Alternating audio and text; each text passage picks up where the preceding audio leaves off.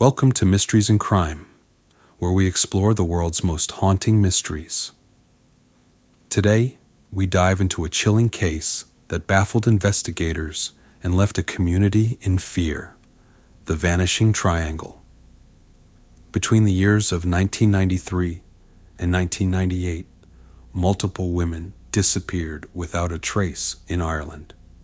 Their cases remain unsolved, leaving behind unanswered questions and eerie speculations. Before we begin, are you ready for this week's challenge? Here it is.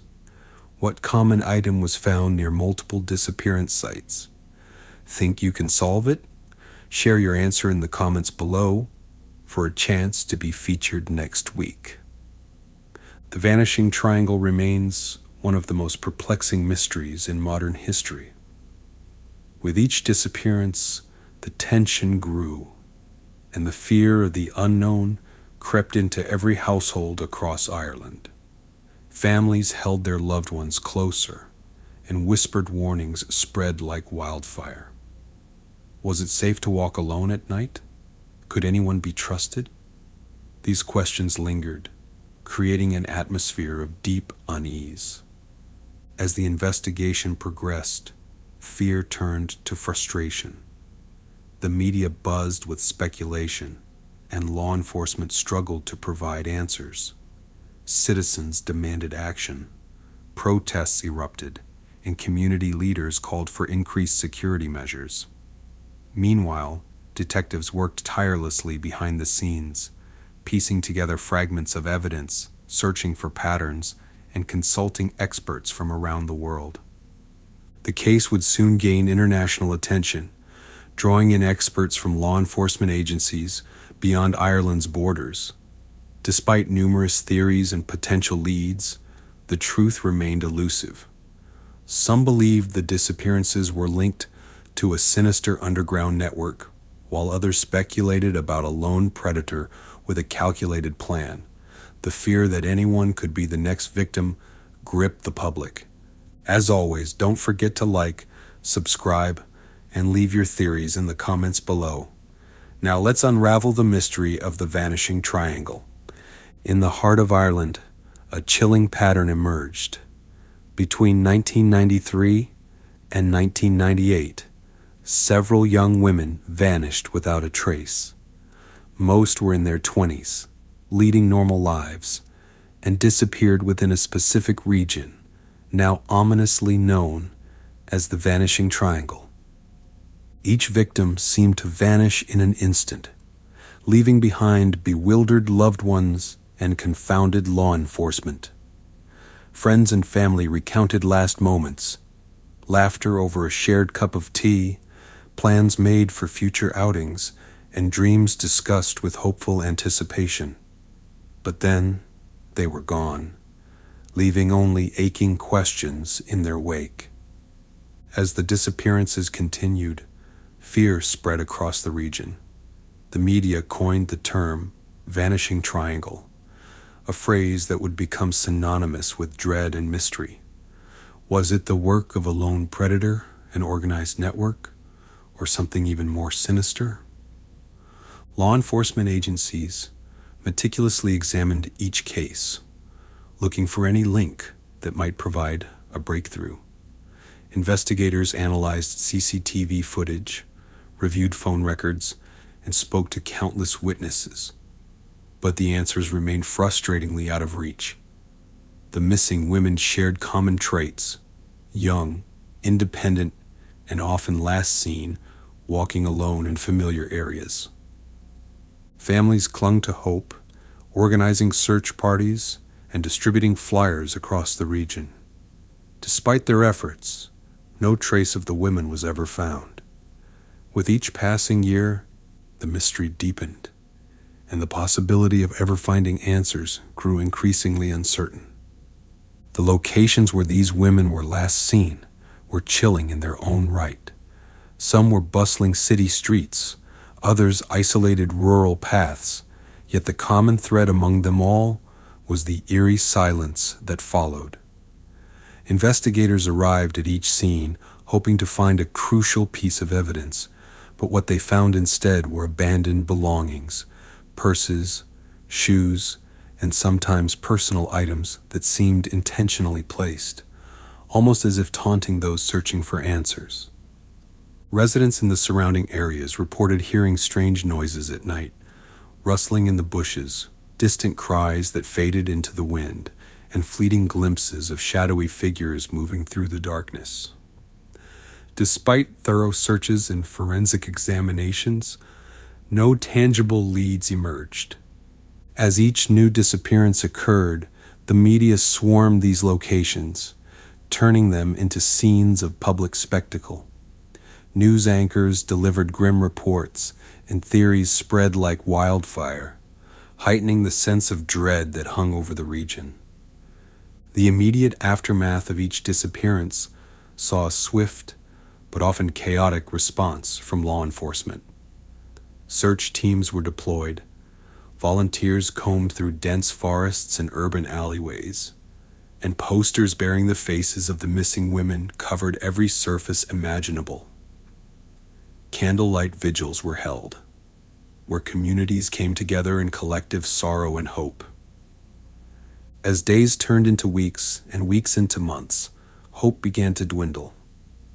Investigators faced mounting pressure to deliver answers, but with no solid leads, frustration grew. Family members of the victims grew increasingly desperate, turning to private investigators and psychics in hopes of finding closure. Despite the best efforts of law enforcement, the Vanishing Triangle remained an enigma.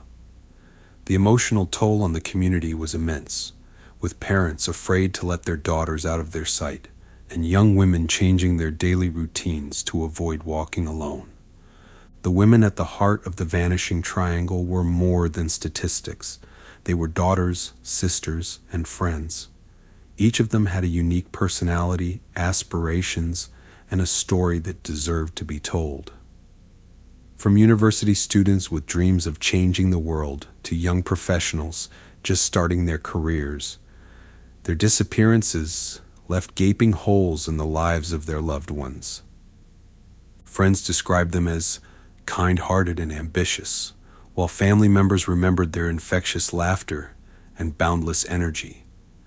Their last known moments varied. Some were seen heading home from work, others leaving social gatherings, but the result was always the same. They vanished without a trace. Ireland in the mid-1990s was a country in transition. Economic growth was on the rise, and communities were becoming more connected than ever before. However, beneath the surface of progress, a growing unease settled over the region affected by the disappearances. Towns and villages that once felt safe and inviting now carried an air of suspicion and fear. Parents warned their children to avoid traveling alone, and businesses adjusted their operating hours to accommodate heightened safety concerns. The Vanishing Triangle spanned a variety of landscapes, from urban centers to desolate country roads. This geographic diversity made the investigation even more complex. The vast expanses of rural land provided endless hiding places, and the labyrinth of city streets offered anonymity to potential predators.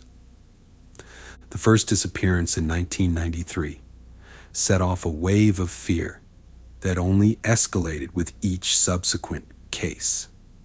Authorities initially treated each disappearance as an isolated event, but by 1995, a pattern had emerged. The victims shared similar backgrounds, and their disappearances followed an unsettlingly similar pattern. Many were last seen in the late evening, on their way home from work or social outings. Friends and family reported them missing within hours, but despite swift searches, no trace was ever found. By 1998, the tally had risen to over 8 confirmed cases, with countless others suspected to be linked. The lack of concrete leads left investigators grasping at straws, and theories ranging from human trafficking to a serial offender flourished. As law enforcement scrambled to piece together the puzzle, A dedicated task force was formed to review all the cases collectively. Investigators scoured through witness statements, forensic reports, and geographic data, but the lack of physical evidence posed a major hurdle. Detectives questioned known offenders in the area, and forensic specialists re-examined evidence using the latest technology of the time. However, the complexity of the case meant that progress was painfully slow. Community members and local politicians called for greater transparency in the investigation, but authorities remained tight-lipped to avoid jeopardizing potential leads. Despite extensive searches, the amount of physical evidence recovered was alarmingly low. A few abandoned belongings, such as handbags and pieces of clothing, were discovered, but forensic analysis yielded little useful information. Law enforcement explored the possibility of a common link among the victims. Were they targeted because of their appearance, lifestyle, or routine? Each detail was meticulously analyzed, but the answers remained elusive. Several witnesses claimed to have seen the women before they vanished, but their accounts often contradicted one another. Some spoke of a mysterious figure lurking in the shadows, while others described unusual vehicles seen near the disappearance sites. However, with no clear suspect and conflicting accounts, investigators struggled to establish a concrete timeline. The media frenzy surrounding the case further complicated matters, as sensationalist reporting blurred the line between fact and fiction. As official investigation stalled, speculation ran rampant. Some theorized that the disappearances were the work of a single perpetrator, a serial predator who knew the area well. Others believed that an organized group, possibly involved in human trafficking, was to blame. Conspiracy theories flourished, with whispers of secret societies and governmental cover-ups gaining traction among the public. Despite the outlandishness of some theories, they highlighted the sheer desperation of the community in search of answers. The media played a significant role in both raising awareness and fueling hysteria. Major newspapers and television channels covered the case extensively, often sensationalizing the story for higher ratings. Social media, still in its infancy, saw communities form dedicated to sharing theories and tracking potential leads. Journalists, investigators, and even amateur sleuths took to the streets, hoping to uncover the truth. Over the years, several suspects were brought in for questioning, but none were conclusively linked to the disappearances. Without solid evidence, no charges could be filed, leaving the families of the victims in a perpetual state of limbo. In the absence of arrests, legal discussions shifted to broader topics, such as tightening laws around personal safety and increasing resources for missing persons investigations. Despite decades of investigation, several questions remain unanswered. Why were the victims targeted? What commonalities existed between them that made them vulnerable? Could advancements in forensic science eventually crack the case? The lack of closure has only fueled the mystery, keeping the case alive in public consciousness, even years later. Psychologists studying the case have noted patterns commonly associated with serial offenders, such as careful planning, an ability to evade law enforcement, and a deep understanding of human behavior. The fear instilled in the community also had lasting psychological effects, with many reporting heightened anxiety and a diminished sense of security long after the last known disappearance. The Vanishing Triangle had a profound effect on Irish society. It highlighted gaps in law enforcement capabilities and brought national attention to issues of women's safety and public vigilance. Over the years, campaigns and initiatives were launched to ensure that similar incidents would not happen again. Posters and safety awareness drives became a common sight, in affected areas. With advancements in DNA analysis and digital forensics, authorities have revisited old evidence, hoping that new technology could provide the breakthrough they need. Fingerprint and fiber analysis have been reapplied using modern methods. But so far, the results have been inconclusive. Experts believe that if the right evidence is found, it could finally unlock the mystery that has plagued investigators for decades. Several leads still remain open, with new tips occasionally surfacing from the public. Some individuals claim to have information, but fear coming forward due to personal safety concerns. Authorities have encouraged anyone with credible knowledge to step forward, reminding them that even the smallest detail could be the missing piece of the puzzle. The Vanishing Triangle bears eerie similarities to other unsolved cases across the world. From the missing women in Canada's Highway of Tears to cases in the United States, patterns emerge that hint at common behaviors among perpetrators. By studying these cases, law enforcement hopes to identify trends and potential suspects who could be operating across international borders. The Vanishing Triangle remains one of Ireland's greatest mysteries, leaving a trail of unanswered questions and lingering fear. While the families of the victims continue to search for closure, the case stands as a reminder of the fragility of life and the importance of vigilance. Remember, the clue for today: what common item was found near multiple disappearance sites? Share your thoughts in the comments below. If you have any theories or insights, be sure to join the conversation. And as always, stay curious, stay vigilant, and keep questioning the unknown.